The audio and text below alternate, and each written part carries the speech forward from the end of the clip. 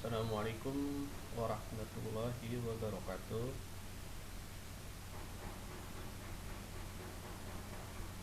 Selamat datang kembali di mata kuliah multimedia. Salam sejahtera buat kita semua. Semoga kalian masih tetap semangat untuk belajar, untuk mengikuti perkuliahan mata kuliah multimedia kampus Teknik Nusa Mandiri. Minggu keempat hari ini kita akan membahas masih tentang case study atau studi kasus di multimedia, di mana pembahasan kita kali ini adalah tentang pengelolaan data tokoh. Pada minggu keempat ini atau pertemuan keempat ini tidak jauh berbeda dengan pertemuan ketiga. Studi kasus pengolahan data tokoh ada beberapa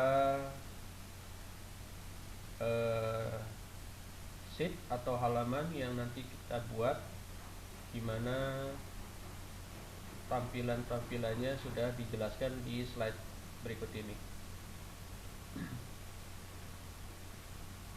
Yang pertama adalah tentang data barang. Seperti biasa, buat terlebih dahulu sheetnya dengan nama data barang. Kemudian langkah berikutnya adalah menghilangkan grid line atau garis-garis yang ada di Excel-nya dengan cara melakukan dari menu view, lalu kemudian di uncheck list grid line-nya. Kemudian di sheet data barang tambahkan button atau tombol untuk link ke menu utama. Kemudian isi dari data barang, ada kode barang. Ketika kita klik kanan, pilih format cell, lalu pilih custom, kemudian pilih tipe tulisan, sehingga pada saat penginputan cukup ketik nomor urut saja. Kode barangnya diantaranya ada seperti ini. Kode barang atau singkatannya KK strip 001, KK strip 002, KK strip 003. Nah, ini untuk kode barang. Caranya dengan perintahnya seperti yang ada di sheet data barang. Dengan perintah pilih format cell, klik custom, kemudian pilih tipe yang tulisannya seperti yang ada di slide-nya. Yang kedua, membuat form persediaan.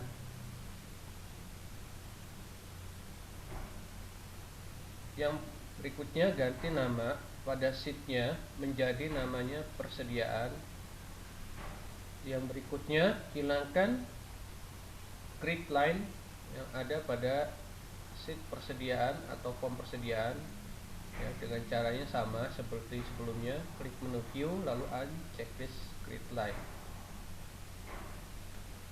Kemudian tambahkan button untuk kembali ke menu utama.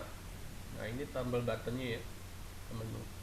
Adapun dari isi tabel persediaan seperti ini ya. Sini persediaan awal, unitnya 144, 150 dan 2000. Nah, ini persediaan. Untuk lusin sendiri, untuk mendapatkan nilai lusin itu adalah pembagian. Lusin didapat dari unit dibagi dengan 12. Dari mana 12? Karena lusin itu adalah pembagian sejumlah 12. Kemudian untuk ODI, ya, ini bukan kode ya, ODI didapat dari pembagian sejumlah 20. Lalu untuk gross sendiri adalah hasil dari pembagian dari unit dibagi dengan 144. Nah, nanti akan diisi di halaman atau di kolom masing-masing di unit.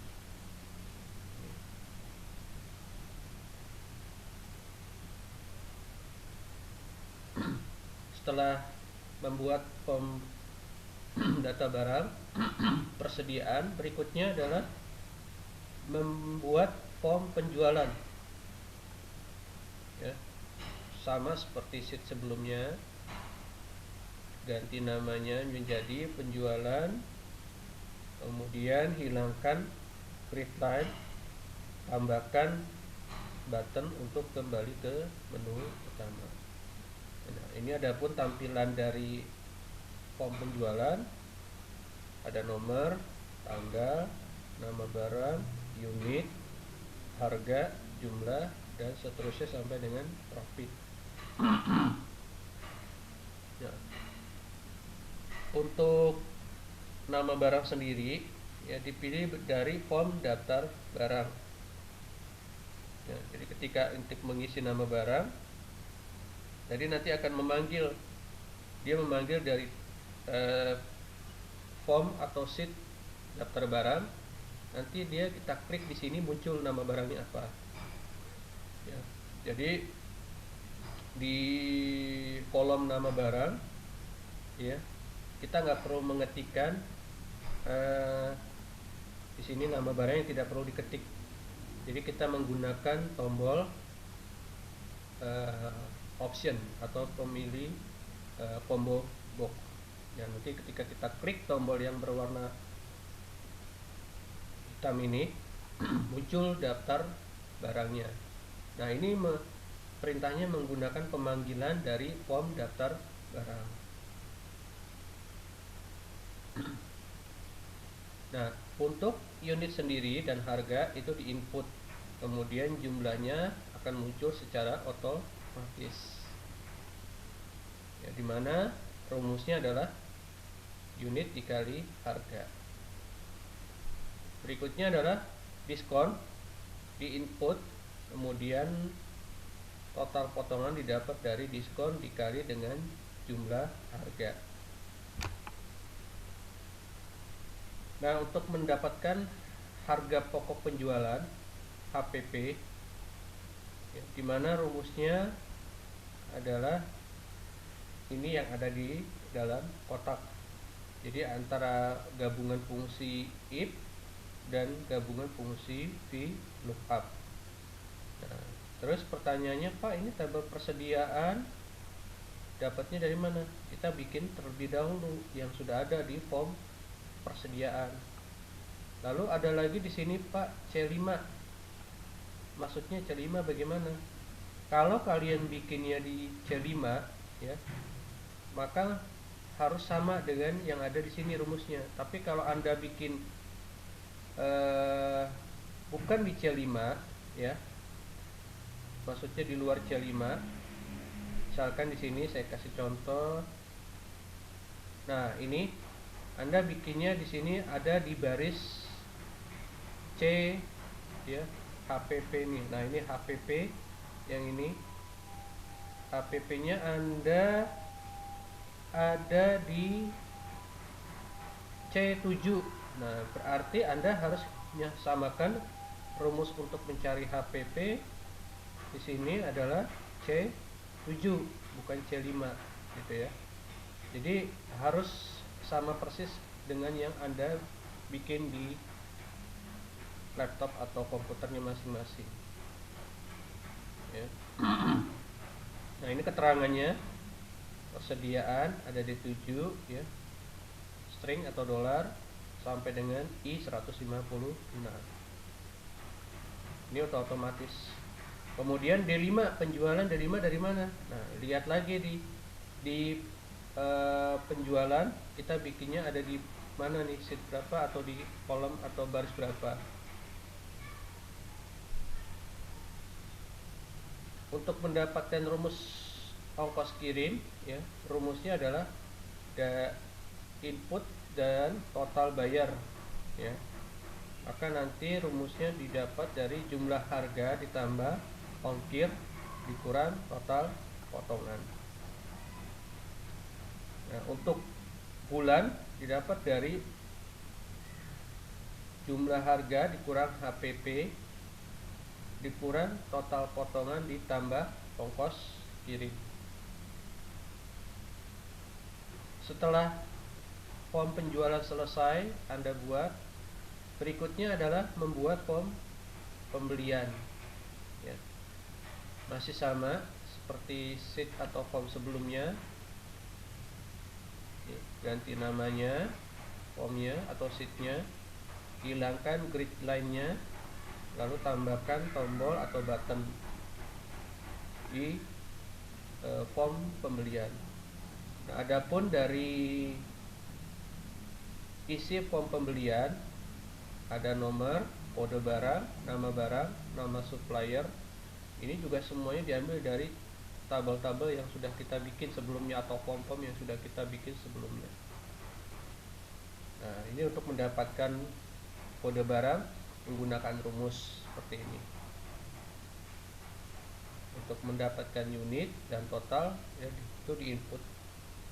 Lalu untuk mendapatkan HPP didapat dengan rumusnya seperti if is error round G8 dibagi F8. Nah, masih sama nih, sama. Kalau pertanyaan G8 dari mana, F8 dari mana? Nah, Anda bikinnya di posisi kolom berapa? Apakah di kolom G, ya untuk total harga, atau HPP ini di kolom G, atau di kolom H. Ya, nanti Anda lihat lagi.